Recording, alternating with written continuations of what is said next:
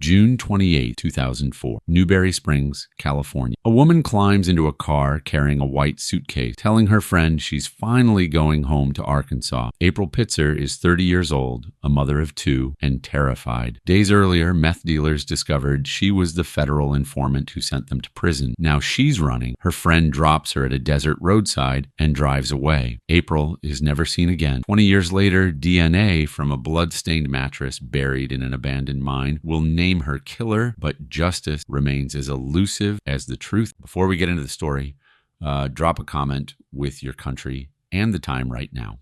The desert stretched endlessly beyond, heat rising in visible waves above cracked asphalt. April pressed her cheek against the passenger window and watched the landscape blur into shades of tan and brown, her worn duffel bag wedged between her. John Lopez drove with one hand on the wheel, radio crackling through static between stations. Neither of them sang. Newberry Springs appeared like a mirage, low-built, scattered trailer, kind of place people passed through rather than chose. When they pulled up to the modest house where John was staying, April climbed out slowly, shielding call her own, then borrowed John's phone to call her mother back in Arkansas. Gloria answered on the second ring, voice tight with worry that softened. When April said she had found work as a waitress, things were finally. The lie came easily now, smoothed by practice and necessity. Through the window, the desert shimmered under an indifferent sky, beautiful and hostile at once. April hung up and sat on the edge of a sagging couch, the house already feeling small, the wall already pressed. She had come to California chasing stability. Stability was always just one more town away. Phone record would later from that Newberry Spring. Brief check-in, hand tag. What the records couldn't show was the weight, past danger mark she had become test traffic deck. That cooperation spared cell, but it branded snitch side a world where such labor death. The desert pressed through the wall. April Beth Pitzer, Clarksville, Ark in a deck town life. Child moved in fragments. Years with relatives when Gloria worked multiple jobs. Summers back home when stability allowed it. The kind of upbringing where love was constant, but circumstances were not.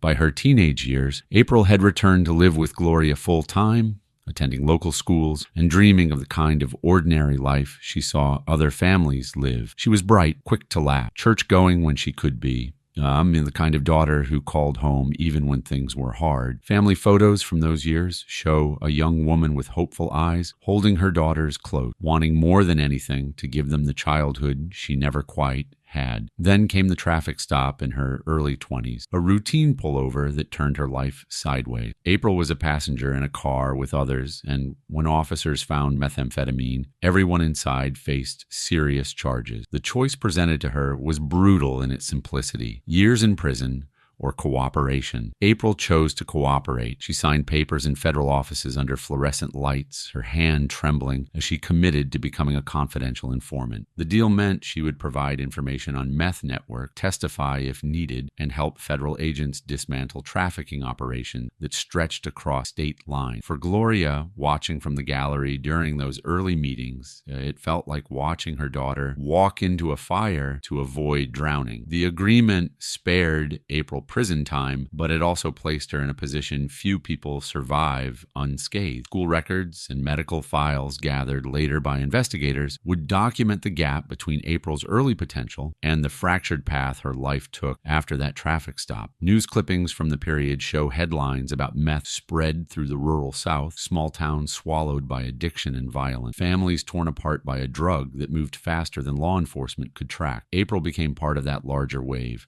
not by choice, but by circumstance, and the current pulled her far from the shores of the life she had imagined. Courtroom felt airless, all polished wood and muted voice, the kind of place where lives were measured and weighed with procedural detachment. April sat at a witness table, dressed in clothes borrowed to look respectful, hands folded to keep them from shaking. Across the room, defendants she once knew, dealers, runners, mid-level organizers in a meth network, stretched manufacturing sites, distribution hubs, stared at fresh range, leaf, cold hate. She had been briefed by federal attorneys on what to say and how to say it. No amount of preparation could dull the feeling of being watched. Who had once trusted. Over the course of multiple cases, April provided testimony, detailed trafficking route, described stash house, named suppliers, corroborated evidence that agents had gathered, surveillance, and wiretap. Her words became part of plea agreements and sentencing hearings, helping to secure convictions that sent several people to federal prison for years. Court transcripts and sentencing documents preserved in case files show how her statements turned hearsay into evidence, vague vague suspicions into concrete charges. The federal system praised her cooperation in internal memos, noting that her willingness to testify had significantly advanced their efforts to disrupt a regional meth net. But while her identity was supposed to remain protected, the reality of small-town connections and prison network meant that word spread quick. Those she testified against learned it was April who had helped put them away.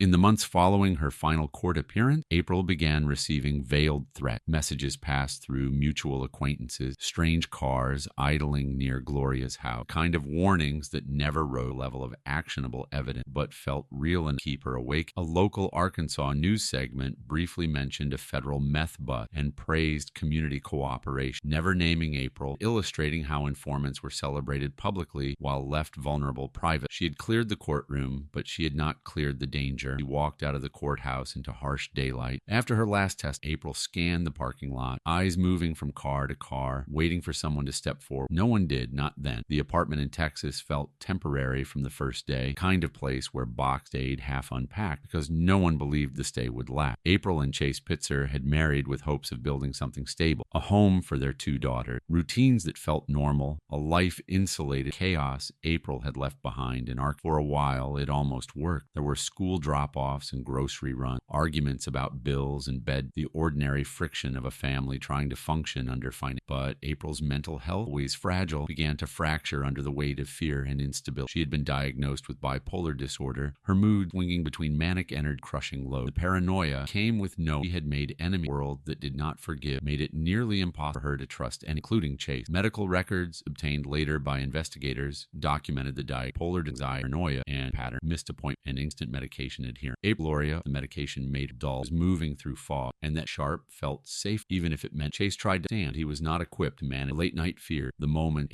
they watched, Forstock, filed in Texas court, reflected the slow dissolution of their marriage, culminating in Chase gaining primary custody of their daughters, while April was granted limited visitation. The loss of her children was a wound that never healed, a confirmation in her mind that she had failed at the one thing she wanted most, to be the mother her daughters deserved. After a tense custody hearing where lawyers argued about stability and mental fitness, April packed a duffel bag and moved back to Gloria's house in Arkansas, exhausted and grieving. Gloria watched her daughter sleep on the couch that first night, the duffel by the door like a promise that she was already planning her next move. Home was a refuge, but it was also a reminder of everything April had lost, and within weeks she would be gone again. The diner sat at the edge of Newberry Springs, sun-faded and dusty, kind of place where the coffee was always weak and the air conditioning never quite worked. April sat in a cracked vinyl phone pressed to her, telling Gloria that she had found a job as a wait and things were fine. Her voice carried a bright hurt. Performance meant mother from worrying. Outside, the desert stretched in every direction, relentless and different. The truth was messier. She had no steady job, stable, and no clear beyond. Credit card was later studied by investors would confirm that April bound night in a budget, someone's couch, occasional stays at Shell, cobbled together survived gig, borrowed cab, Goodwill, Bear, John Lopez, temporary route, illusion. In April, she had stopped, higher ride, telling herself, stay alert. That feeling every safer than dull. The lack of medication left more erratic. Her paranoia sharp. Her ability to navigate situations. Diner local about another outsider drift, muttering about how the area had changed. They did not know April's name or her story. Running away, April finished story. Prom check-in step. Her financial precarious lack of stable net. The iron is not lost. Survival rarely allowed. Lugged walked away. The desert heat pressed against her skin, and she thought about Barbara Killibrew's house, a place where, for a brief moment, she might find something resembling safety. Barbara Killibrew's house felt different from everywhere else April had stayed since arriving in California. It was modest but clean, filled with the quiet hum of a life lived slowly and deliberately. Barbara, older and frail, needed help with daily tasks, cooking meals, managing medications, light housekeeping, and April, despite her own chaos, was capable of tenderness when given structure. The arrangement was simple. April would serve as Barbara's live-in caregiver, receiving room, board, and a small stipend in exchange for her help. For the first time in months, April had a bed that felt like hers, meals at regular times, and a voice that spoke to her with kindness rather than suspicion. Barbara sat at the kitchen table each morning, while April made breakfast, the older woman watching her with a mix of concern and affection. They talked about small things, weather, television shows, memories of better days, but Barbara sensed the deeper currents running beneath April's forced smile. Witness statements Barbara later provided to investigators detailed April's routines in the home, her mood swings, and the conversations they had about April's daughters back in Arkansas. Barbara urged her repeatedly to go home, to leave California and return to her family where she might find stability and safety. April would nod, promise she was planning to leave soon, but then days would pass, she would still be there, caught between the pull of escape and the gravity of fear. One evening, as they sat together in the dim living room, April confided that she had once been a federal informant, that she had helped send dangerous people to prison, and that she believed they would eventually find her. Barbara listened without judgment, her frail hand resting on April's arm, and quietly insisted that the desert was no place for someone being hunted. Neighbors would later tell reporters that they remembered the nice young woman who helped Barbara, always looking over her shoulder when she walked to the mailbox, always seeming like she was waiting for something bad to happen. Despite Barbara's urging, April felt financially stuck and emotionally torn, drawn back to the relationships she had formed in Newberry Springs, including Chuck Hollister. One night, April grabbed a small bag and told Barbara she would be staying with a friend for a few. Barbara watched taillights disappearing down the dark and felt cold worry settle in her chest. She did not know then that April's time in her house had been the last stable wreck. The party unfolded, music drifting through open, cigarettes hung in the air, beer, low hum, conversations that rose and fell like waves. April arrived with Chuck Hollister, feeling uneasy but trying to blend in, her mind cycling through the faces in the room and cataloging who might be dangerous. She did not expect to see the woman whose husband she had helped send to prison, but there she was, standing near the kitchen with a drink in her hand and eyes that went cold the moment they landed on April. The confrontation was brief but devastating. April, panicked and desperate to diffuse the tension, apologized, words tumbling out about how she had been scared, how she had no choice, how she never meant to hurt anyone. The apology only confirmed what the woman had suspected. Within minutes, everyone at the party knew that April Beth Pitzer was the snitch who had helped federal agents put people away. Witness statements collected later described the moment in vivid detail. The woman's angry glare, April's shaking voice, the ripple of whispers that spread through the room like wildfire. In the world April had stepped into, being labeled a snitch was not just a social death. It was a target painted on her back. Chuck knew some of the people April had testified against. Loose meth connect, meaning his social circle overlapped more with her dangerous past. She had real. Rumors spread quickly in the days that followed, carried through phone calls and conversations, gas station, dive bar. April's name became synonymous with betrayal in a community that valued silence above almost anything. The local drug network, always paranoid and quick talent, now had a fake case who had helped dismantle part of their operation. April's fear spiked in the days after the party. Her mental health, already fragile without medication, spiraled further as she realized how exposed she had become. She called Gloria from outside that, standing in the desert dark, phone screen lighting streaked face, said she needed to come soon. Gloria heard the terror in her daughter's voice, begged her immediately, but April said she needed a few days to get together, find a ride, figure out how to make it back to Ark without money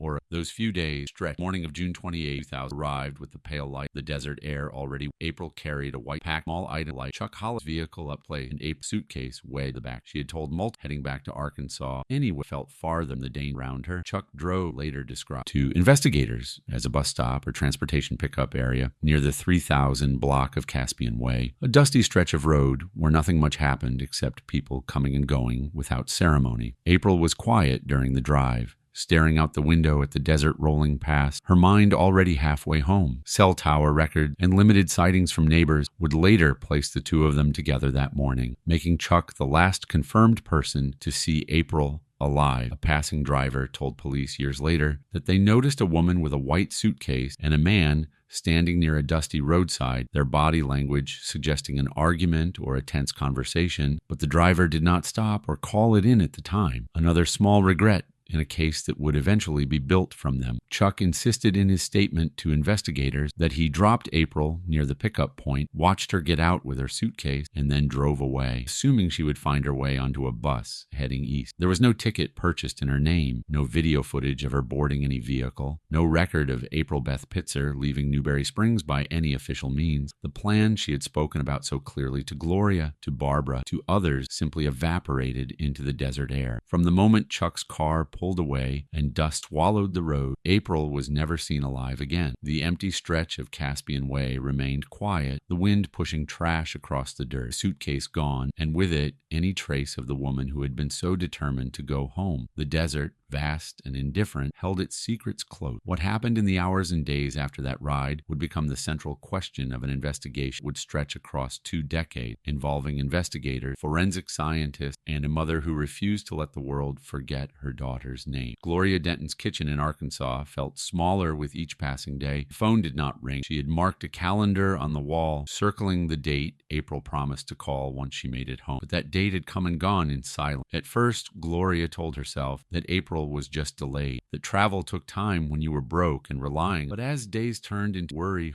darker, started making calls, first to April's phone, straight then numbers given past Barbara Killibrew and boy, explaining that April had left her house to stay and had talked about leaving California, but Barbara had not heard. John Lopez saying he did not know where. Chuck Hollister dropped April near a bus and assumed left. None of it made sense. April would not have gone silent, not desperate to come home, not when she had her daughters waiting.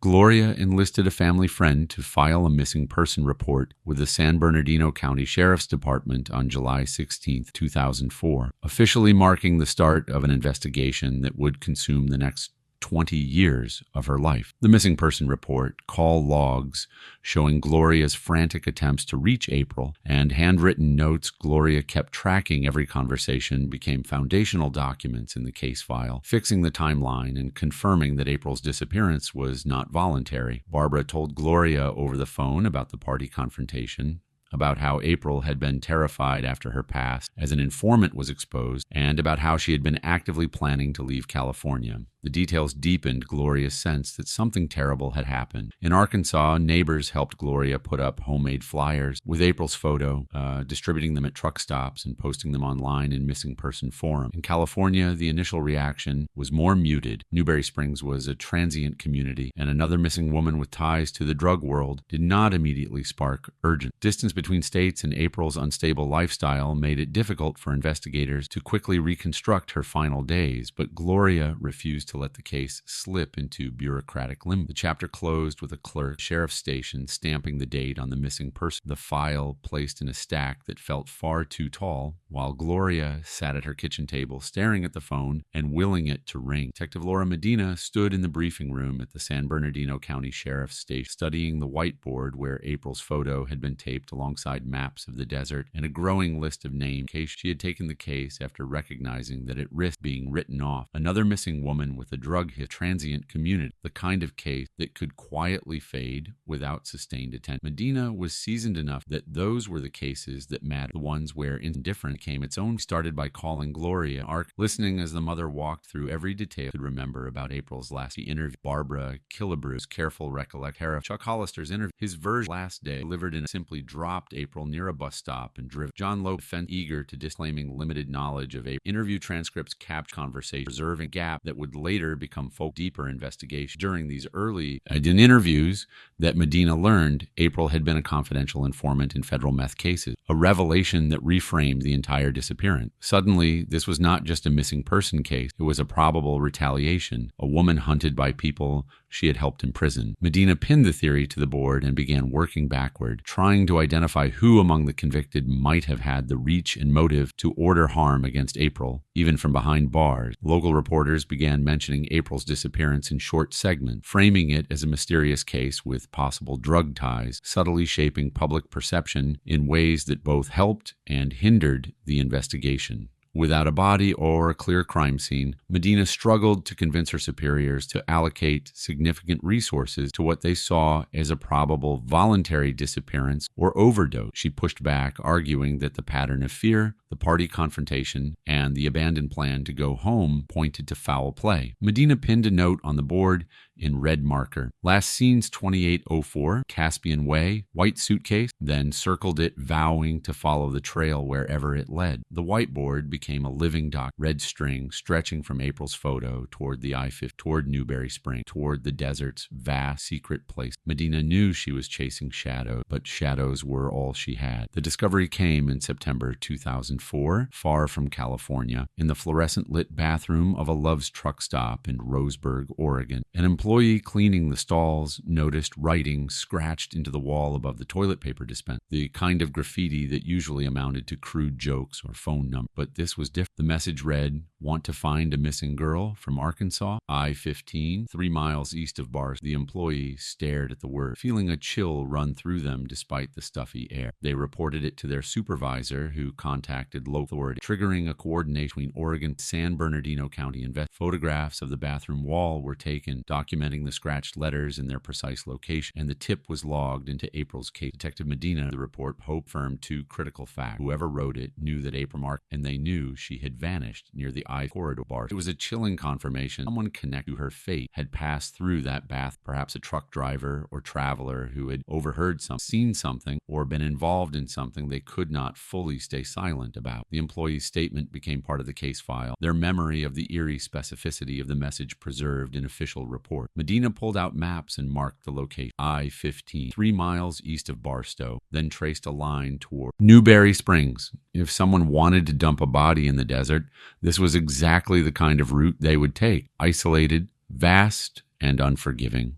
The message spread beyond law enforcement, picked up on trucker forums and later in true crime circles, adding a haunting, almost urban legend quality to April's case. People debated who might have written it and why, some suggesting it was a guilty conscience, others a cruel taunt. The bathroom yielded no fingerprints clear enough to identify the writer, and surveillance footage from the truck stop was too grainy to make out faces. It was a clue without a face, a whisper from someone who knew but would not fully speak. The chapter closed with the bathroom light flickering as the camera lingered on the scratched word, now photographed and filed, but still unanswered, a breadcrumb leading toward the desert's darkest corners. In late 2004, Detective Medina sat across from a nervous witness in the cramped interview room at the sheriff's station. The witness, a bus passenger who had contacted police after hearing about April's case, clasped their hands tightly and spoke in a low, hesitant voice. They recounted overhearing someone on a long-haul bus route brag about a woman being killed and dumped in a mine. The speaker's tone casual and boastful in the way people talk when they think no one important is listening.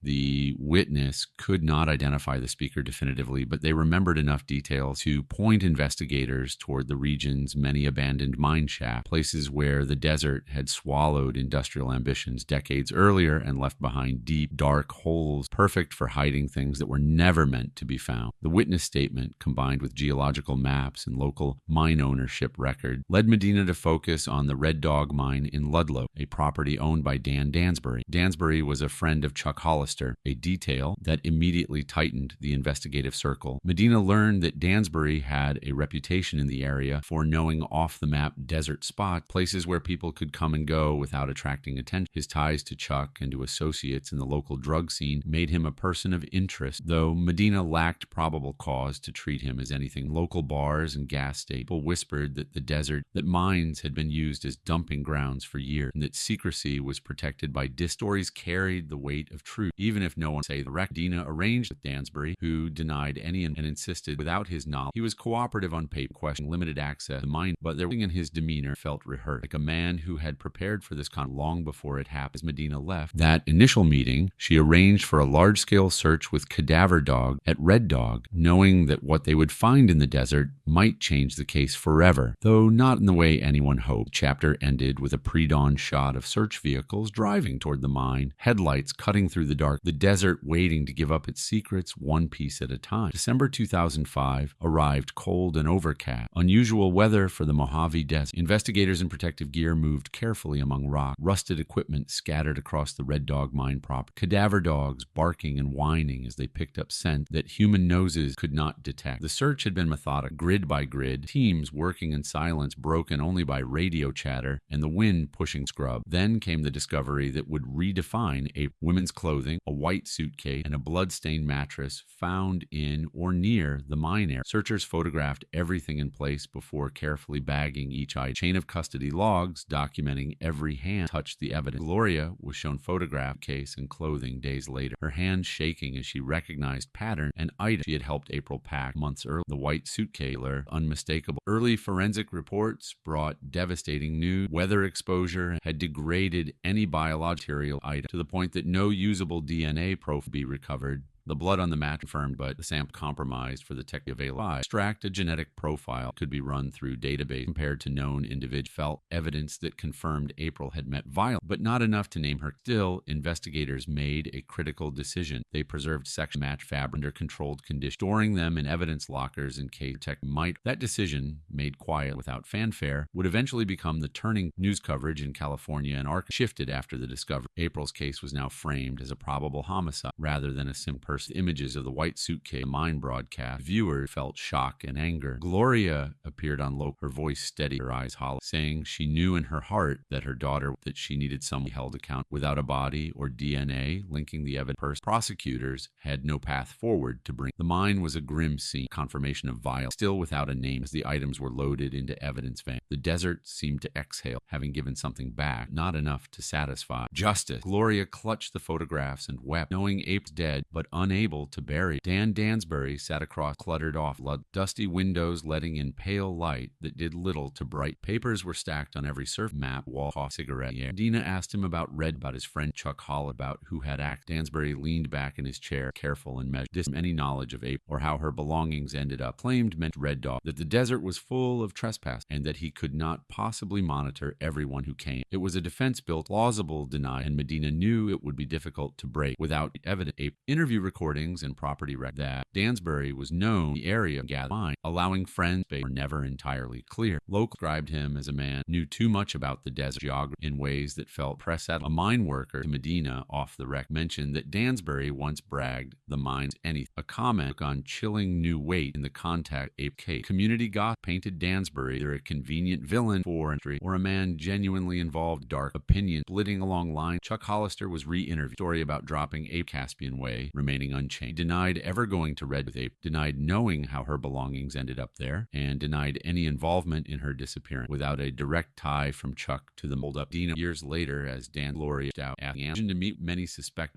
was not made. Gloria the eye asked the question. Face avoided stay. Mind faint symbol might never. Dimmed light. Years had passed. Discovered Dan's body frail, thin. Gloria sat beside his bed, holding a photograph of Ape Hand's dead heart. She had come seeking answers, hoping that a man facing death might finally speak the truth. The conversation was tense. Dansbury's voice weak, but his words carefully chosen. He denied killing April, his eyes drifting away from Gloria's as he spoke, but then he said something that would haunt investigators and family alike. Law enforcement had searched in the right place at Red Dog, he hinted, just not deep enough. The implication was clear. There was more to find, more that he knew, but he would not make it explicit. Gloria's written account of the visit became part of the case file, documenting his words as she remembered them, but without witnesses or a recording. The statement could not be treated as formal testimony. Detectives who reviewed her notes felt the frustration of a lead that deepened suspicion but created no legal footing for charges. If Dansbury knew where April's body was, if he knew who had brought her to the mine, he chose to die with those secrets. Online forums and advocacy groups for missing persons picked up the story of the deathbed hint, driving renewed attention to April's case and sparking debates about culpability, complicity,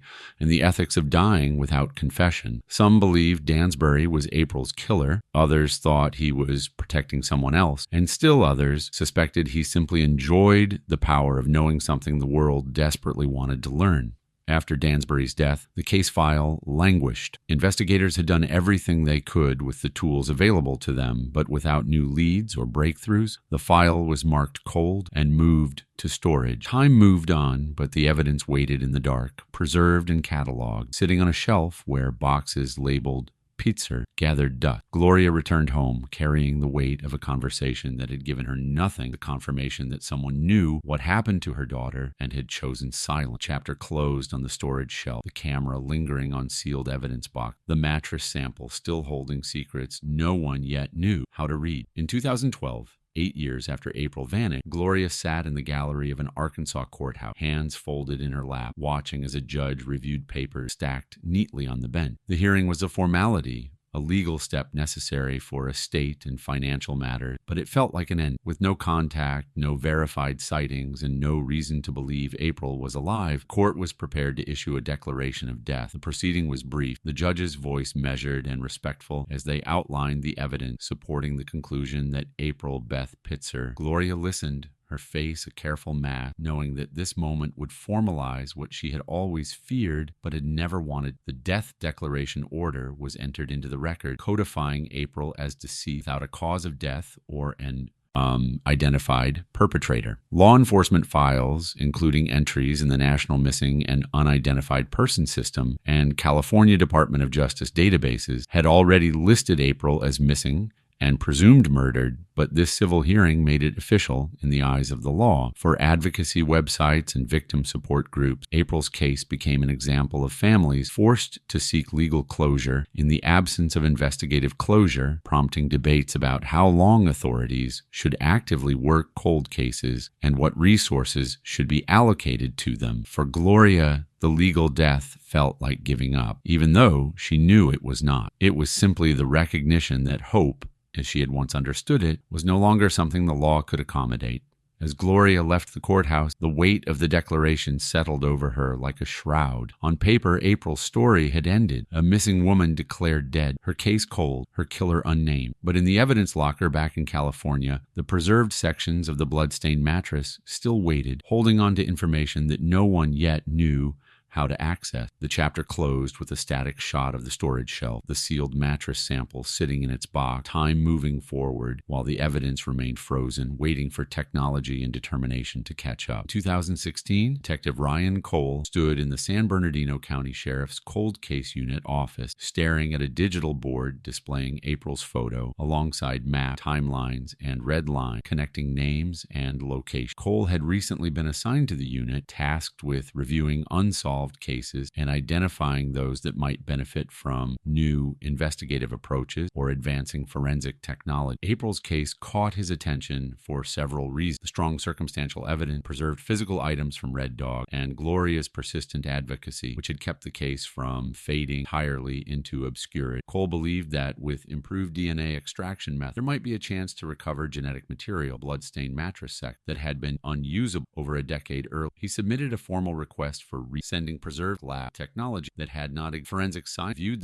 they might be able to extract partial using technique degraded sample methods that work amounts of genetic and could pull usable data, budget constraints, and lab back with other cases already in line ahead of April. Cole was patient, law appealing once more information, highlight fragile but real hope. Local news outlets and victim advocacy groups covered the announcement, framing it as a rare second chance for a cold case that had haunted the community for over a decade. Cole pinned a new note under April's photo on the board. DNA retest pending. He called Gloria in Arkansas to let her know they were trying again, his voice careful not to promise outcomes he could not guarantee, but clear in his commitment to following every lead. Gloria thanked him, her voice thick with emotion, and hung up, feeling something she had not felt in years, the faint flicker of possibility. The chapter ended with a lab technician placing part of the mattress sample into a modern DNA extraction machine. Lights blinking as the process began, science and time converging in a way that might finally give April's case the break it needed. Months passed before Detective Cole received the call he had been waiting for. He sat in a small conference room at the forensic lab, afternoon light slanting through the blind, as a scientist entered carrying a thin file. The news was cautious but significant. The lab had managed to extract a partial male DNA profile from the preserved mattress sample. The profile was incomplete, insufficient on its own for a direct CODIS database match that would immediately identify a suspect, but it was strong enough to be used in forensic genealogy, a relatively new investigative tool that compared DNA to public ancestry databases, build family trees, and narrow down possible contributors. The report outlined the specific alleles recovered, their statistical weight, and the limitations inherent in working with such degraded material. Every step had been carefully documented to preserve chain of custody and ensure the evidence would hold up in court. Scientists also delivered unexpected. The profile did not match Chuck Hollister or Dan Dansbury. Both men's reference samples had been quietly collected over the years, Chuck's during a previous, Dansbury's from his medical records after death, and neither was a match to the blood on the mattress. The revelation ruled them out as the direct contributor of that particular evidence, shifting the investigative focus away from the two men who had long been at the center of suspicion. Internally, the cold case unit buzzed renewed energy. Externally, the public was not yet told about the DNA break. Investigators wanted to follow for any announced or potential suspects complex or investigate. Partial profile represent progress. It was not enough for a straightforward identification. It read, Cole contact someone skilled in navigate complex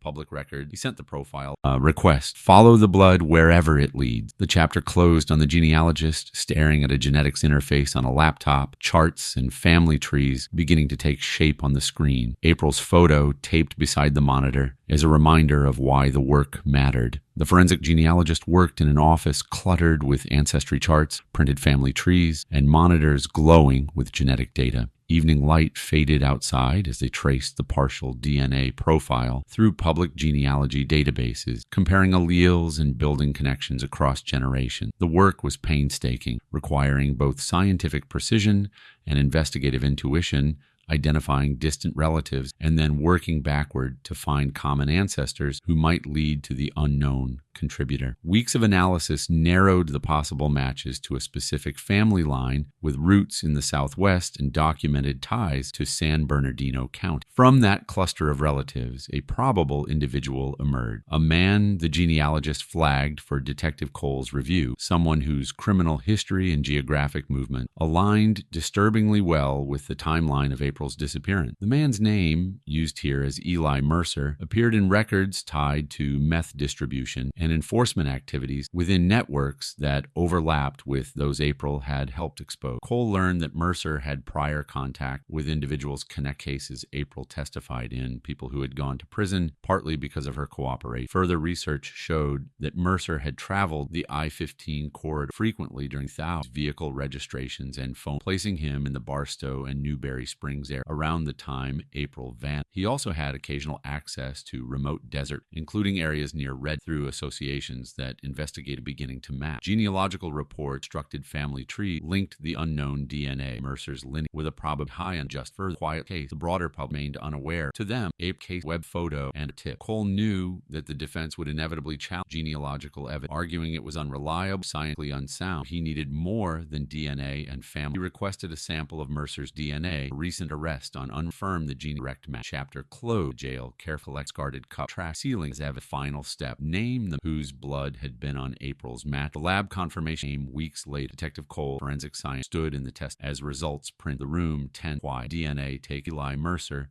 matched the partial profile extracted from the mattress found at Red Dog. It was the strongest forensic link yet between April's probable murder and a living suspect, a connection that transformed years of speculation into actionable evidence. The match report, combined with Mercer's criminal record and known associations with the meth network April had helped dismantle, became the backbone of a probable cause affidavit. Cole worked with prosecutors to build the narrative. April, a confidential informant, her exposure at the party, her expressed fear and plans to leave, her last ride with Chuck, the tips pointing to the I-15, and a mine, the discovery of her belongings at Red Dog, and now Mercer's DNA on the bloodstained mattress. Records showed that Mercer had been in the Newberry Springs and Barstow area during the window of April's disappearance, based on old phone tower data and vehicle registration hit that investigators pulled from archived databases. The timeline strengthened the narrative, placing him not just in the region, but in the precise corridor where April was last seen and where her belongings were later found.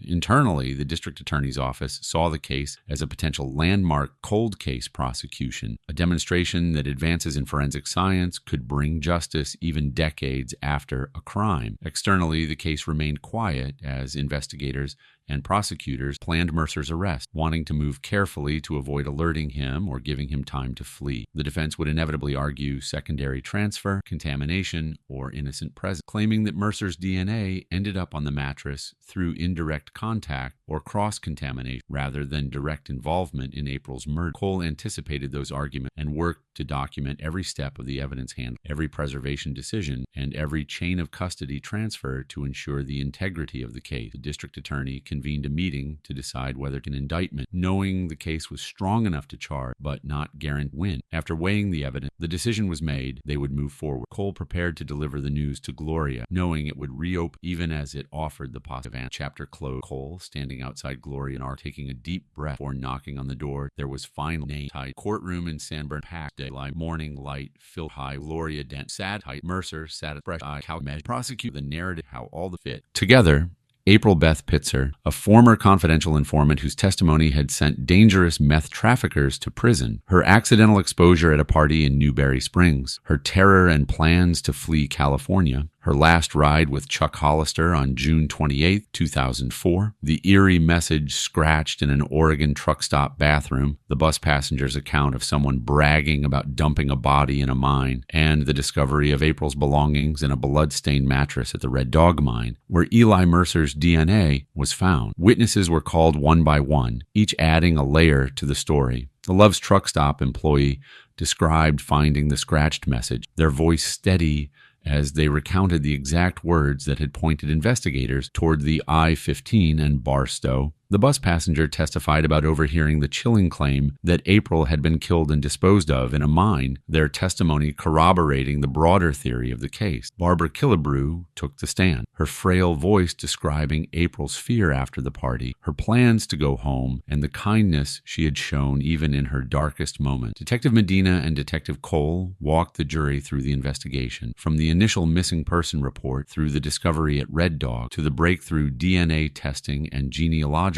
work that identified Mercer. Forensic experts defended the DNA extraction methods and genealogical analysis, explaining how degraded samples could still yield reliable profiles and how family trees built from public databases could narrow suspects with scientific rigor. A former associate of Mercer's delivered testimony that sent a ripple through the courtroom. He claimed Mercer once boasted years ago about taking care of a rat in the desert, a statement that had never been documented before, but now took on ominous significance in light of the evidence. Media coverage exploded, commentators debating whether genealogical DNA was fair to use in old cases and whether the justice system was right to pursue charges based on circumstantial pattern rather than direct proof. The defense countered with contamination theory, attacking the age of the evidence and suggesting that DNA could have ended up on the mattress through secondary transfer or mishandling. They introduced alternate suspect scenario, pointing to Chuck Hollister's role as the last person to see April and to the now deceased Dan Dansbury, who had hinted at knowledge he never fully disclosed. As the prosecution rested, the defense prepared its own witness, including a jailhouse informant whose story would briefly seem to seal the case before collapsing under scrutiny. The judge gavelled for recess, cameras flashing as Mercer was led out of the courtroom, the weight of 2 decades pressing down on everyone present. The jailhouse informant took the stand on an afternoon when tension in the courtroom felt like a physical presence. He was nervous,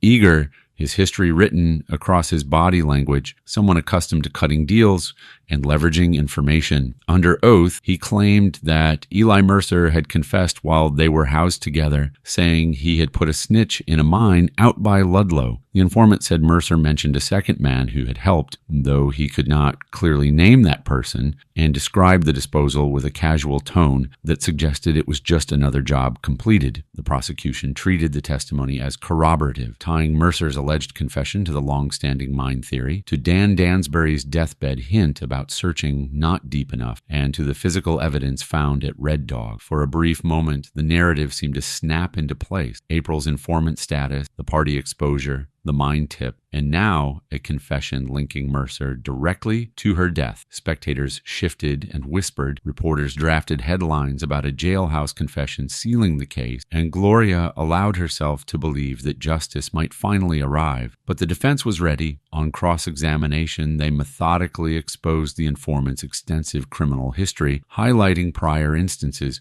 where he had lied to authorities in exchange for leniency, reduced sentences, or favorable treatment. They pointed out inconsistencies in his account, dates that did not align, details about Mercer's movements that contradicted documented evidence, and motivations rooted entirely in his hope for a deal in his own pending case. The informant's credibility shredded under questioning, his story unraveling as the defense attorney pressed him on every contradiction and evasion. The judge instructed the jury to weigh the informant's testimony with extreme caution, noting that such evidence should be considered only if corroborated by other reliable fact. The instruction left both sides uncertain about the damage or help the testimony had actually done. As the informant stepped down, the courtroom felt less certain, the clarity that had briefly emerged dissolving back into ambiguity. The chapter closed on a juror's face, conflicted and weary, absorbing a story that had suddenly become less straightforward, the truth once again feeling just out of reach. The jury room was thick with tension, coffee cups and legal pads scattered across the table, April's photo pinned to a board where evidence summaries had been taped. Voices were low but strained as jurors debated Mercer's guilt, the deliberation stretching into late. Some saw the DNA, April's informant path, the mine evidence, the Oregon bath, and the bus witness as an overwhelming pattern. A constellation of facts pointed toward Mercer's involvement in April's death. Others fixated on what was missing. No body, no direct eyewitness to the crime, degraded evidence that had been handled over the course of 2 decades, and a jailhouse informant's testimony had collapsed on cross-examination. The lack of absolute certainty